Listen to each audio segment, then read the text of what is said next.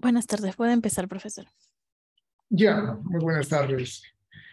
Hoy voy a hacer una exposición sobre una teoría electrostática sobre la generación de luces sísmicas. Yo soy profesor de la sección de física del Departamento Académico de Ciencias de la PUCP.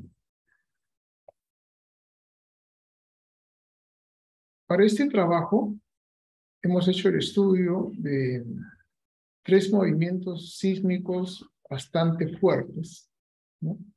El primero de ellos fue aquí en el Perú, en el 2007. Fue un movimiento sísmico bastante fuerte, de grado 8, que tuvo un epicentro debajo de la ciudad de Pisco. Pisco está a unos 150 kilómetros al sur de Lima. Lo notable de este movimiento sísmico, al cual estamos acostumbrados en el Perú, realmente, movimientos sísmicos fuertes, lo notable de este movimiento sísmico fue de que en la costa peruana se vieron luces en diversos puntos, ¿no? Desde Pisco incluso hasta la zona de Huacho, ¿no? En la zona de Lima, muchas personas en la capital vieron luces sísmicas, ¿no? Tanto en la zona cerca al mar, ¿no? Como también en la zona de Ate Vitar, ¿no? Han habido grabaciones de las luces sísmicas que fueron grabaciones casuales, ¿no? Una de ellas, la primera que yo vi, fue de un equipo de Canal N que se iba al estadio de la U para ver un partido de fútbol, y mientras iban por la Javier Prado los sorprendió el terremoto. Entonces estos camarógrafos comenzaron a filmar, ¿no? Digamos, al movimiento sísmico, a las personas, a los edificios, cómo vibraban, porque era bastante fuerte el movimiento. Y justo en el momento, en el cruce de Frutales con Javier Prado, ahí aparecieron esas luces grandes, ¿no? Que parecen, digamos, recordar a los relámpagos de la sierra, ¿no? Pero lo curioso era que eran totalmente silenciosos, ¿no? Yo he preguntado a gente que han visto y me han dicho que algunos lo veían de colores un poco naranja, otros color violeta, ¿no?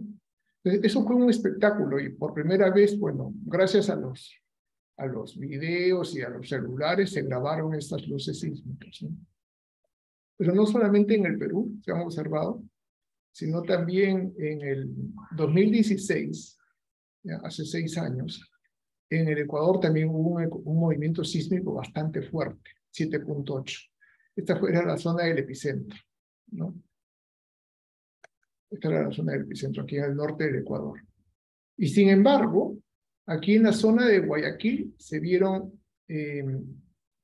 luces sísmicas. Por aquí está Guayaquil, ¿ya? Se vieron luces sísmicas Profesor, enormes. disculpe, ¿Sí? no está compartiendo su pantalla. Estoy compartiendo la pantalla. A ver, vamos a ver.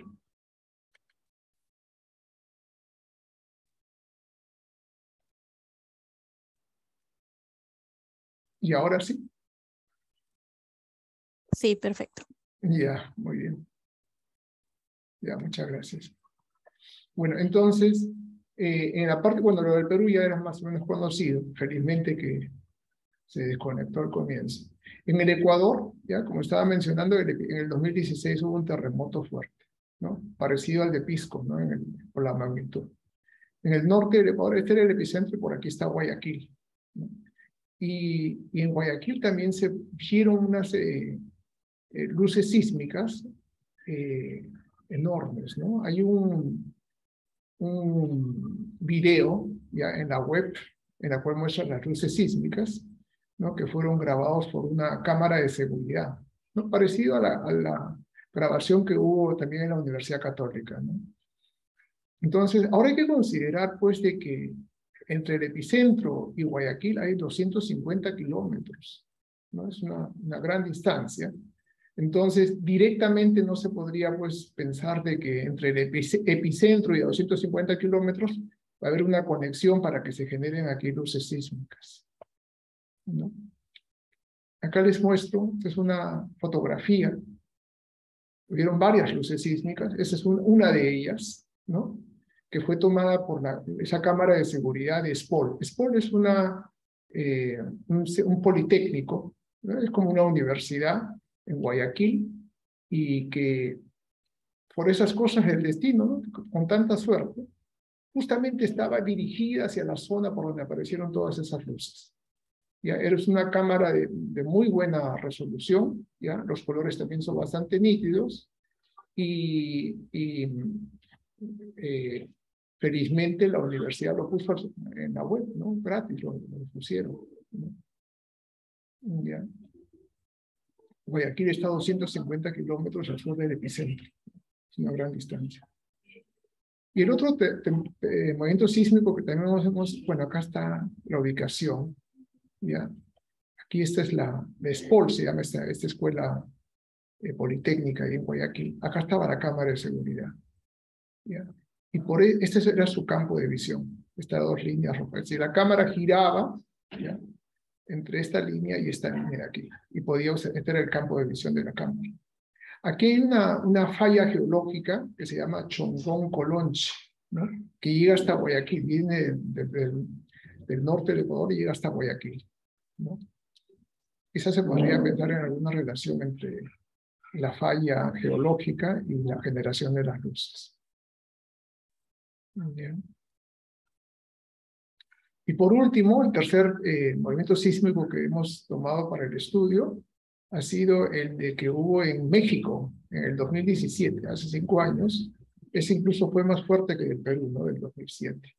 ¿Ya? Esta era la zona del epicentro, aquí bajo el mar, ¿ya? Pues México City se encuentra en esta zona, ¿ya? Y eso acá también se vieron luces en México City, ¿ya? Que fueron filmadas por una persona, digamos, de la capital, ¿no? Yo he tomado una de las luces que le aparecen, ¿no? De color verde. Eran de diversos colores allá en México City. Hacían recordar a las auroras boreales, ¿no? Esto fue tomado desde una parte de la ciudad, que tiene como una pequeña colina, y le permite pues una vista panorámica de toda Ciudad de México. Entonces, en este video, que también está en la web, ¿no?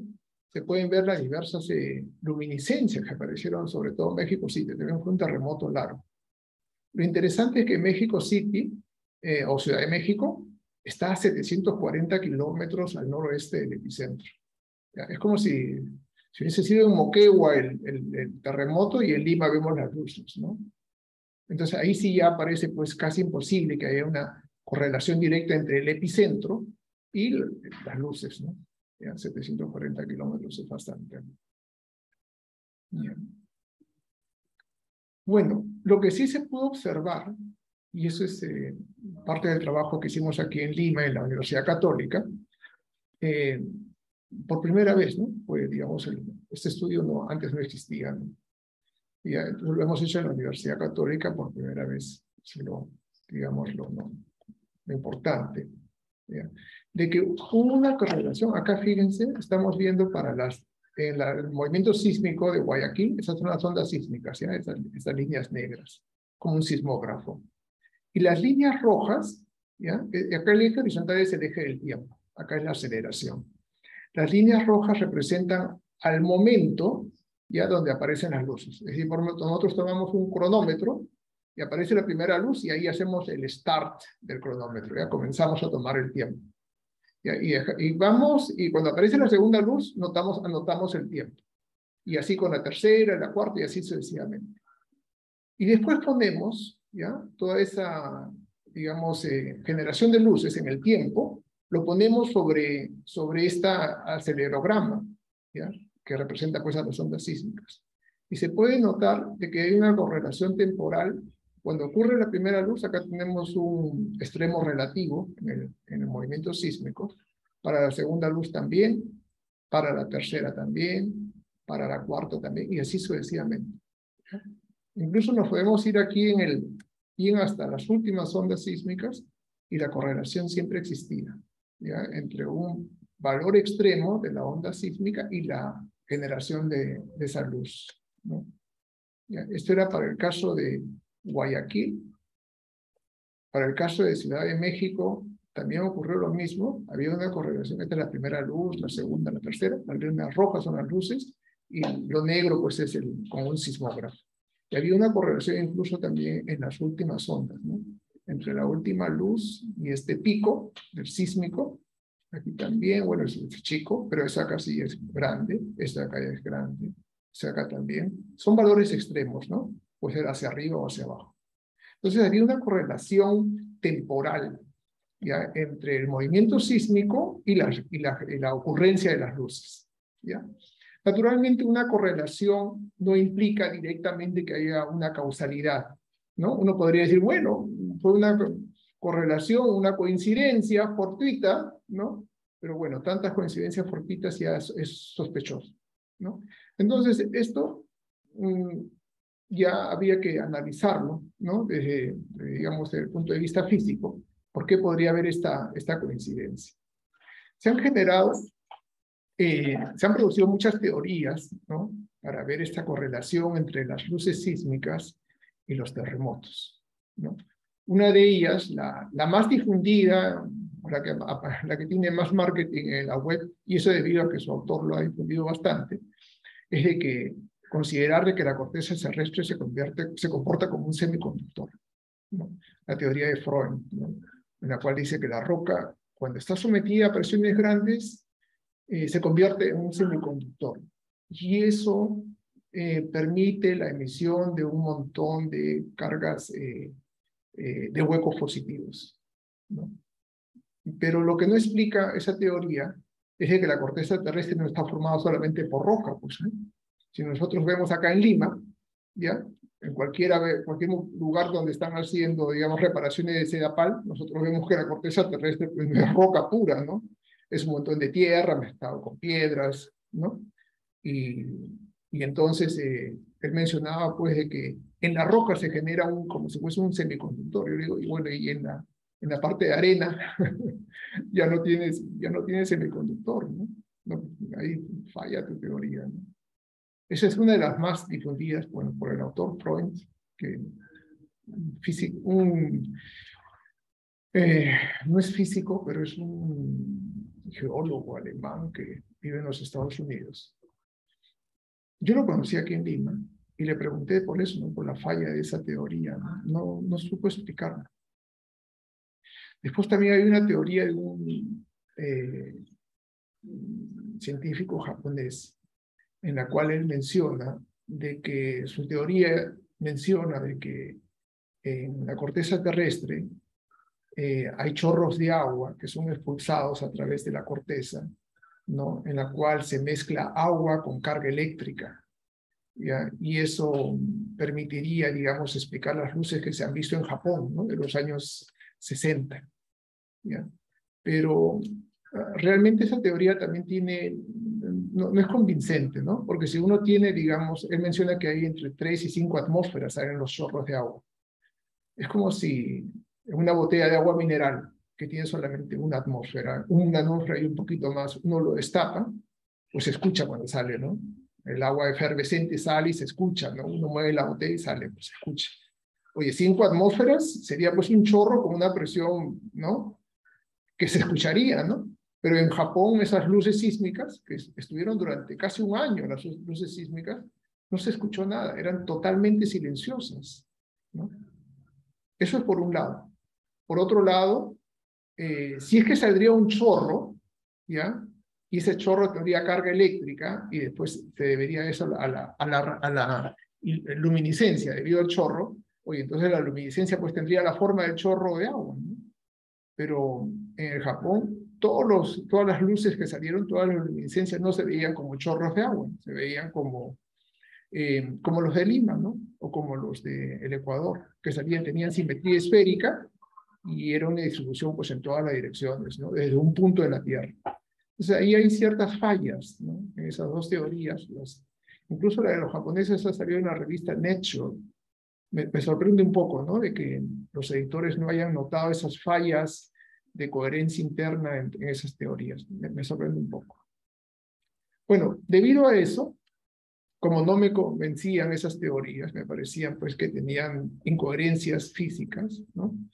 He propuesto una teoría que hasta el momento me parece coherente, por lo menos todavía, no me han enviado correos electrónicos enviándome alguna falla, ¿no? Y la propuesta es la siguiente. Cuando nosotros tenemos un temblor, un terremoto en cualquier lugar, las ondas sísmicas se pueden propagar por muchos cientos de kilómetros, ¿no? Como el caso de Lima, 150, en Guayaquil, 250, en México, 750 kilómetros. Se pueden propagar, sí, bastante. ¿Ya? Ahora, geológicamente, en Lima, por ejemplo, si es que se genera un terremoto en Nazca o en Pisco, dependiendo de la zona, ¿ya? El movimiento sísmico se va a sentir menor o mayor. Depende del suelo, ¿no? Por ejemplo, aquí en La Molina, donde yo vivo, es un suelo blando. Por eso cualquier terremoto que hay aquí en el Perú o en el sur del Perú y que llega a Lima, aquí en La Molina parece un cataclismo, ¿ya? Todo tiembla horriblemente. Si el suelo es fuerte, duro, por ejemplo en el caso de San Isidro o San Martín de Porres, ese suelo duro mitiga un poco el movimiento sísmico, ¿ya? Y ahí se siente mucho menos. Ciudad de México, geológicamente está sobre una laguna, ¿ya? Es decir, debajo de Ciudad de México hay un montón de capas de agua, ¿ya? Prácticamente los mexicanos viven sobre una isla. Entonces, ese suelo blando hace que en Ciudad de México las ondas sísmicas sean amplificadas, ¿no? Entonces, por eso de que a pesar de que la distancia era tan grande, 750 kilómetros, había una amplificación del movimiento telúrico, ¿no? Ahora, al haber una onda sísmica fuerte, se generan aquí fuerzas en la corteza terrestre, vamos a imaginarnos que acá hay esta es la superficie de la Tierra, en una profundidad de 100 kilómetros, aquí la roca que haya, ¿no? Se va a quebrar, ¿no? Se va a quebrar. Entonces, al tener una fracturación, ¿no? Fracturación de la roca, se genera una separación de carga. Eso se puede ver fácilmente en un experimento sencillo. Si ustedes tienen una cinta, un rollo de cinta scotch, por ejemplo, ¿no? De cinta autoadhesiva, y ustedes lo despegan, ya lo abren, lo estiran, ese ya está cargado eléctricamente. Uno lo nota en la piel o en papelitos. Otro experimento que seguramente la mayoría ha hecho, ustedes tienen un pedazo de vinifán para forrar libros, lo abren, lo despliegan en el forro y también comienza a traer. Es decir, lo que nosotros, esa estructura que teníamos junta, la estamos rompiendo. Al momento de romper, hacemos una separación de carga. Lo mismo ocurre también en la roca. Al momento de la fracturación, hay una separación de carga, que hemos representado aquí con esta letra, estas líneas, puntos azules, carga negativa, y aquí carga positiva. Y aquí tenemos esta línea negra entera, sería la fracturación misma. ¿Bien? Entonces, ahora, esta carga negativa, ya de acá puede haber una separación pues, de 10 centímetros, ¿no? Cuando uno ve la roca, digamos, cuando se fractura, aquí en La Molina hay varios cerritos con roca fracturada, y ahí la separación pues se ve de 1 centímetro, ¿no? Es lo que yo he visto, ¿no? A veces un poco más. Pero podría ser pues, que la separación sea aquí 3, 4 centímetros, ¿no? Ahora, cuando uno tiene una carga, ¿ya? El subsuelo directamente a esta carga, ¿ya? Va a tener un efecto de polarización, ¿ya? Oye, pero la carga positiva también va a ser, y así se anula, sí, pero la carga positiva está más lejos, ¿ya? Esta pequeña diferencia de distancias es la que hace la diferencia, ¿no? Cuando uno tiene, por ejemplo, papelitos y lo atrae con un minifan, la única causa para que haya diferencia de fuerzas es el espesor del papelito. Esa diferencia de distancia, que es tan pequeña, es suficiente para que la fuerza electrostática en una dirección o en la otra sea diferente y se origine la atracción de los papelitos, ¿no? Entonces, aquí también esta separación de un par de centímetros hace que la inducción de carga en esta parte de aquí sea mucho mayor debido a esta carga negativa que a la positiva, ¿ya? Entonces, en primera aproximación podríamos considerar que tenemos carga negativa aquí, nos olvidamos de la carga positiva, ¿ya? Y entonces tendríamos un efecto de polarización, de tal forma que aquí en la superficie terrestre tendríamos una carga negativa, ¿ya? Tenemos una carga negativa inducida, ¿no? Este fenómeno, digamos, de inducción de carga aquí en la superficie se puede repetir también en el laboratorio, ¿no? En el laboratorio no hemos repetido, no hemos simulado terremotos, pero sin embargo, con una máquina electrostática, hemos puesto tierra, ¿no? Tierra, y logramos con una máquina electrostática de Windsor, ¿no? Que a unos 5 metros de distancia se llega a tener aquí carga de polarización, la cual se puede detectar fácilmente con lamparitas de neón, ¿no? Con una simple máquina electrostática, relativamente pequeña, ¿no? A 5 metros de distancia con tierra seca. Tierra seca. Ahora, este efecto de polarización no es solamente para la tierra. Uno lo puede tener en madera, en porcelana, en PVC, en concreto, en casi todos los materiales, ¿ya? En arena, ya no necesitamos tener roca, ¿no? Como la teoría de Freud, ¿ya? Normalmente en la corteza terrestre tú puedes tener de todo, ya depende de la zona. Puedes tener arena también en el desierto, por ejemplo, ¿no? Muy bien, esto originaría pues una polarización de carga aquí en la superficie, ¿ya? Ahora, si nosotros tenemos aquí una cierta densidad de carga superficial, la cual tenga un valor, digamos, lo suficiente crítico, vamos a poder tener una descarga aquí en la atmósfera, ¿ya? Nosotros podemos tener aquí, este valor es conocido, qué densidad de carga se necesita en la superficie para tener una descarga eléctrica. Este valor es conocido, se puede hacer en el experimento esa medición, ¿ya? Y así nosotros indirectamente podríamos deducir a 100 metros, por ejemplo, teniendo tierra seca, cuál debería ser la carga generada por la separación, debido a esta fractura, ¿no? Entonces, eso se puede hacer, esos cálculos, ¿no? Los resultados los he puesto acá enfrente. Esa sería la distribución de carga. Si acá tenemos una carga puntual, por ejemplo, tendríamos acá una distribución de carga. En el centro habría mayor densidad superficial de carga, ¿no? Estamos asumiendo 100 metros de profundidad, tierra seca, y aquí hay una fracturación de roca, ¿ya? Entonces, para tener aquí una descarga eléctrica, como las que se ven en los fenómenos de luminiscencia, en los sismos, habría que tener aquí una carga de 20 coulomb, ¿ya? 20 coulomb parece muy poco, pero realmente para tener una relación, digamos, con los relámpagos, por ejemplo, ¿ya? Que ahí se te conoce la carga en las nubes. Ahí tenemos, para un relámpago, entre 15 y 350 coulomb, ¿no? Esos son los valores medidos en tormentas eléctricas en la atmósfera. Entonces, para el caso de la superficie, este cálculo de 20 coulomb, estando dentro de este rango, ya pues nos da la impresión, ¿no?, de que nuestro cálculo es más o menos, está en el margen de lo, digamos, de lo conocido, ¿no? ¿Ya? Hubiese sido raro si acá hubiese salido pues 3.000 coulomb, 5.000 coulomb, ¿no? Ahí sí hubiese parecido raro, ¿no? ¿Ya? Muy bien. Ese, digamos, ese es uno de los principales argumentos a favor de esta teoría electrostática, la cual hemos publicado esto el año pasado con un geólogo ecuatoriano, justamente el que trabaja en SPOL. Al haber tenido ese video que estaba en la web, ¿ya? Sencillamente me fijé en los geólogos de SPOL y hay uno de ellos me contestó y él fue el que me dio ya toda la información de la cámara de seguridad, ¿no? Y él me dijo, bueno, si podemos hacer un trabajo juntos. Yo le dije, ya, sí, claro, con mucho gusto, ¿no? Mauricio se llama, ¿no?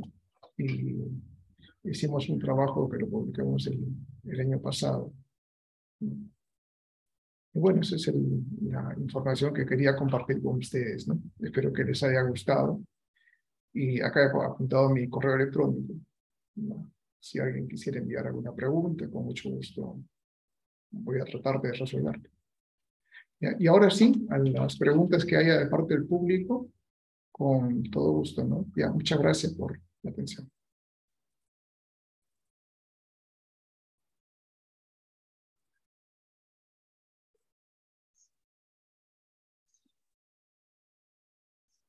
Sí, ¿estás ahí, María Gracia? No sé si se puede escuchar.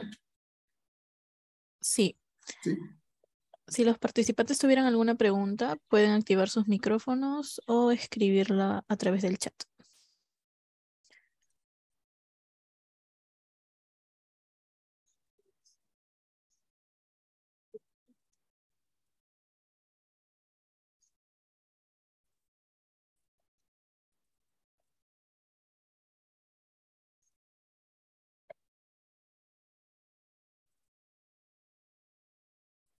¿Puedo hacer una consulta?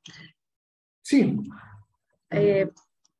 Como estos fenómenos de como luminiscencias que aparecen como resultado de estos terremotos, hay casos en que sí se observan esos fenómenos y hay casos que no.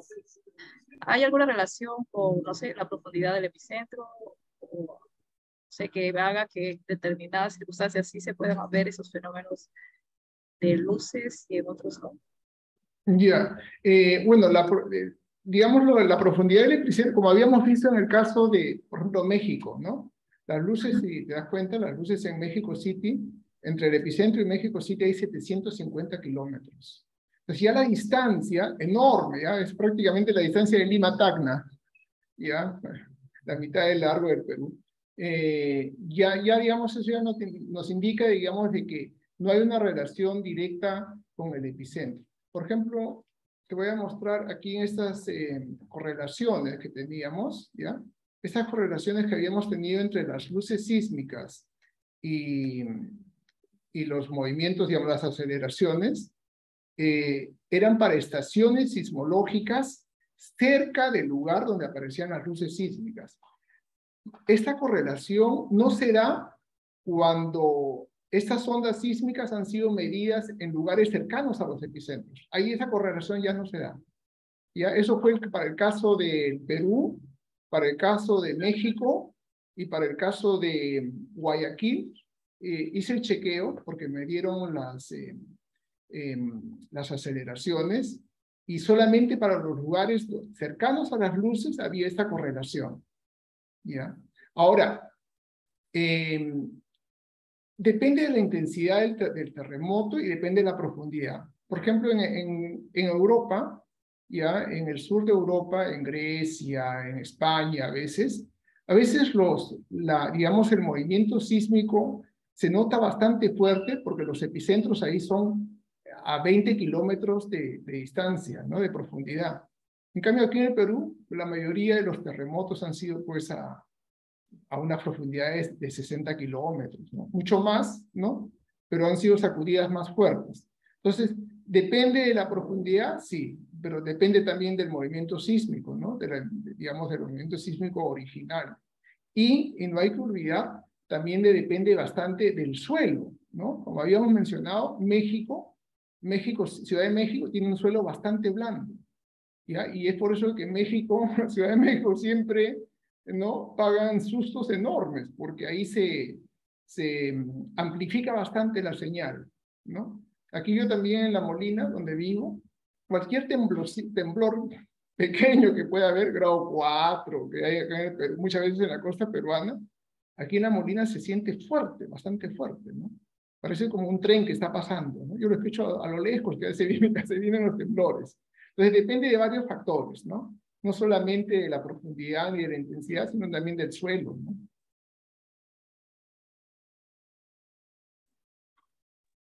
Entiendo, gracias.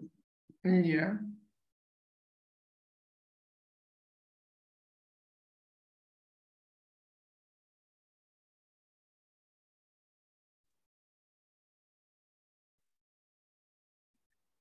Una pregunta, Antonio. Sí, sí, dime Guillermo, sí, te escucho. Normalmente la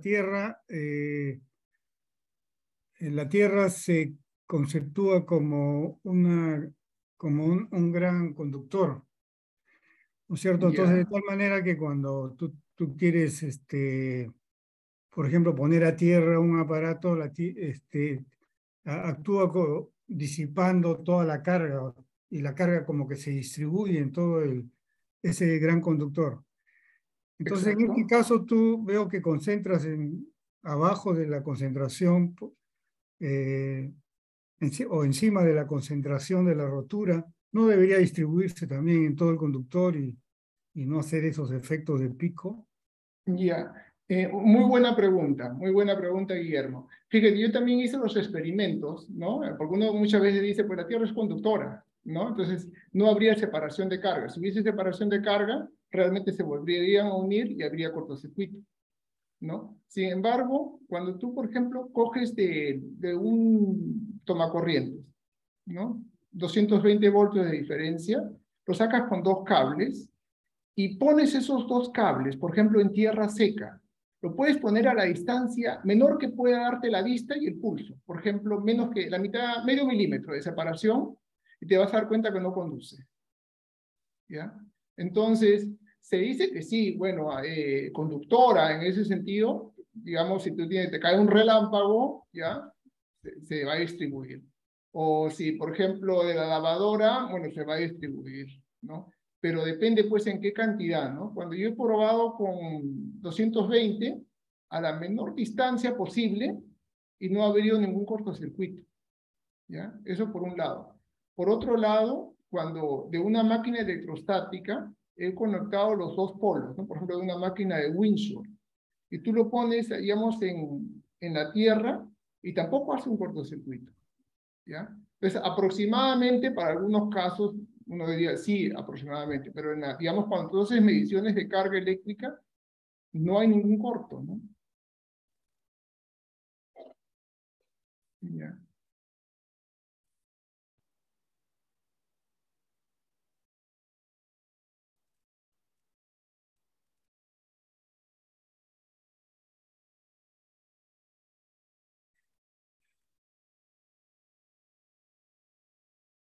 Ahora también, si tú haces experimentos, Guillermo, por ejemplo, tú pones induces carga electrostática, por ejemplo, en madera, o en porcelana, o en PVC, ¿ya? Y tú lo pones, digamos, lo contactas a uno de los electrodos de la máquina electrostática, uno diría, bueno, si fuese conductor, no, en tierra, en la tierra seca también, pues se esparcería en todo lugar y ya no habría, digamos, un punto concentrado de carga, ¿no? Yo he cogido tierra seca ahí de los jardines de la Universidad Católica, los he distribuido sobre papel, ¿no? Y he puesto carga eléctrica y justamente al extremo, como dije, a 5 metros, puedes inducir carga electrostática, la cual la puedes medir, ¿no? Con lamparitas de neón, ¿no? Entonces no es que la carga eléctrica, la Tierra lo vamos a considerar un conductor y ¡bum! Se dispersa en todas direcciones. No, digamos, para esa cantidad de carga con la cual yo he hecho el experimento, no ocurre. Es como si fuese la carga ahí, estuviese ahí en su lugar, y lo que sí hay es ese digamos, fenómeno de polarización, ¿no? Después lo he probado también con madera y ocurre lo mismo con PVC, pero con tierra seca también, ¿no? Ese experimento era importante para saber más o menos cómo sería el comportamiento real de la corteza terrestre. Sí, pero para hacer, siempre hay un pero, ¿no? Pero para tener tierra, para hacer tierra, hay que hacer un hueco y hay que ponerle una plancha conductora grande. Entonces, hacer el experimento arriba, pues no tienes la condición de conducción, pues parece, ¿no? Tendrías que hacer el experimento abajo, ¿no? Tú dices, digamos, a 100 metros de profundidad. Do- donde se rompe la roca y sucede la separación de cargas, pues, en las mismas condiciones. Ah, bueno, claro, claro. Es decir, si quisieras hacer, digamos, un experimento exactamente, que represente, digamos, exactamente, claro, tendría que serlo así, ¿no? Pero también tendrías que poner esa separación de carga, ¿no? Tendrías que generar también esa carga, digamos, de 20 coulomb, ¿no? Ya. Ah, porque ¿a qué profundidades hay una correlación entre profundidades y aparición de luces? Sí, bueno, las ondas que nosotros, por ejemplo, tenemos a distancias ya grandes, por ejemplo, para el caso de entre Pisco y Lima, esas ondas que llegan a Lima son ondas superficiales. Las de Ciudad de México también son ondas superficiales. Las ondas superficiales pues tienen una profundidad de 20 metros, 30 metros, hasta 100 metros de profundidad. Por eso que para el cálculo yo he tomado pues la profundidad máxima de las ondas superficiales, ¿no? 100 metros, tierra seca, considerar la constante eléctrica de tierra seca, para ver cuál sería para esos casos, digamos, más extremos, cuánto tendría que ser la carga eléctrica, ¿no? Que se debería de tener aquí en la superficie. Y esa carga de aquí, ¿no? Y esta justamente ese fue lo que hemos calculado, esos 20 coulombs, lo cual estaba dentro del rango de la carga de los relámpagos. Por eso que nos parecía, digamos, coherente, ¿no? Si hubiese salido mucho mayor, mucho más grande que la de los relámpagos, ahí sí nos hubiese parecido, digamos, que había habido una cierta falla, ¿no? Pero habiendo estado dentro de ese rango, nos tranquilizó un poco, ¿no?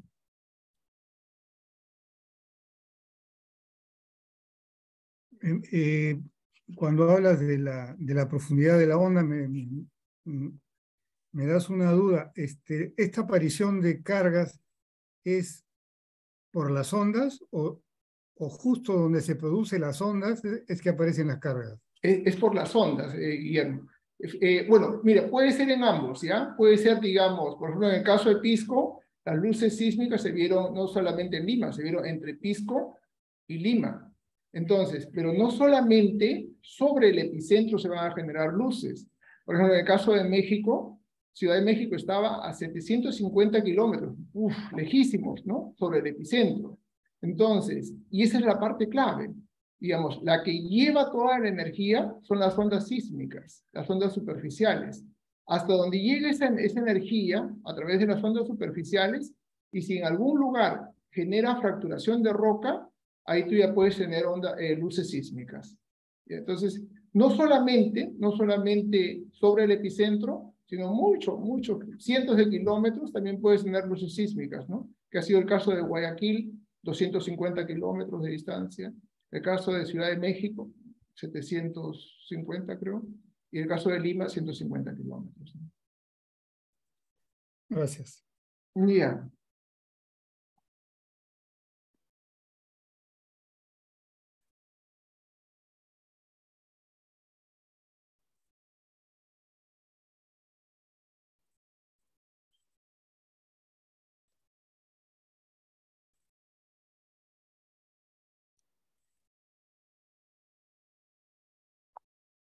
Bien, profesor, si no hubiesen más consultas, podría hacer algún comentario final en todo caso. Ya, bueno, digamos, la motivación para este trabajo, por lo menos la que tengo todavía, es hacer el estudio, digamos,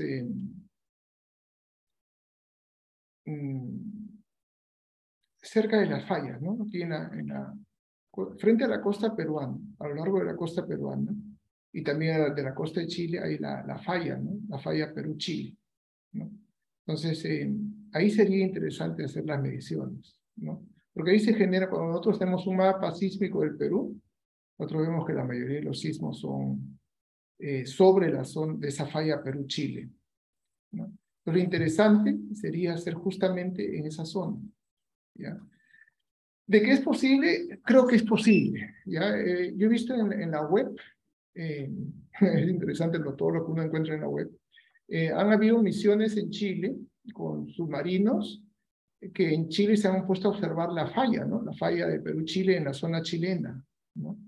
Entonces, si ellos tienen esa posibilidad, ¿no?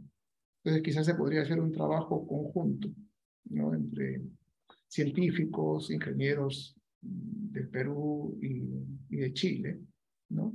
Y de paso hacer esas mediciones, ¿no? Si ellos ya tienen los medios, nosotros podríamos dar un plus, ¿no? Un adicional, ¿no? Que de todas maneras también para Chile sería interesante, ¿no? Porque Chile también ha sufrido enormemente con los terremotos, ¿no? El movimiento sísmico más fuerte que ha habido en la historia de la humanidad que se ha medido ha sido en Chile, ¿no? Entonces yo creo que ahí también habría una posibilidad para un trabajo conjunto, ¿ya? Y ese es un campo, digamos, de que si bien nosotros somos afectados, ¿no? También podemos verlo como una chance de una investigación trascendente, ¿no? Entonces, bueno, depende pues ahora de los medios, quizás en el futuro se pueda conseguir los medios para hacer un trabajo conjunto aquí en Sudamérica, ¿no? Yeah. Pues yo les agradezco a todos los que han asistido, ahí lo veo a María Elena, a Jorge Heró, a bueno, Araceli, que iba a ser la moderadora, ¿no? Y a Guillermo. Su pregunta me parece bastante interesante. Guillermo ha sido profesor de física, justamente electricidad y magnetismo, ha sido en la Universidad Católica, profesor mío.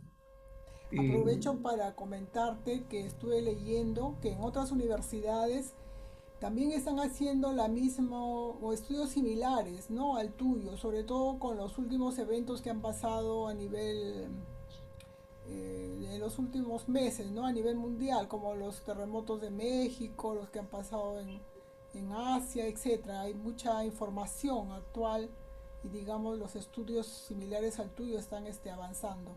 Ya, María Elena, muchas gracias. Muchas gracias. Te he reconocido tu voz, sí. Ya, muchas gracias. Sí, digamos, esta parte de los terremotos fue justamente por sus efectos, digamos, digamos, de tantos daños, ¿no? Tantos materiales como humanos, pues realmente motiva para hacer investigación en este campo, ¿no? Ya, gracias, María Elena.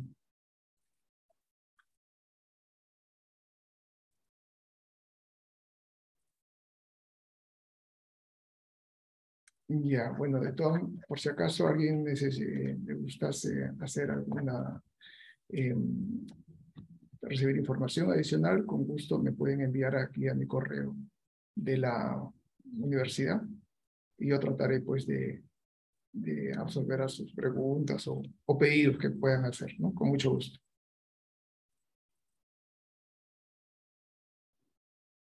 Muchas gracias, profesor. Ya, gracias. Hasta luego. Buenas tardes.